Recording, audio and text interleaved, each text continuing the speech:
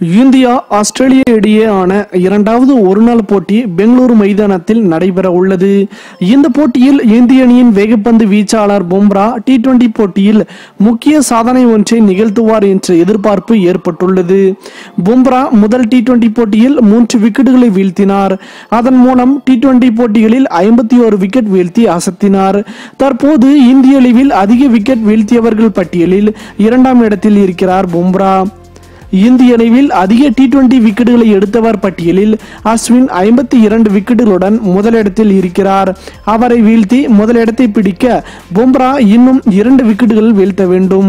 இரண்டாவது T20 போட்டியில் பும்ரா இந்த சாதனையை நிகழ்த்துவாரா என்ற எதிர்பார்ப்பு ஏற்பட்டுள்ளது.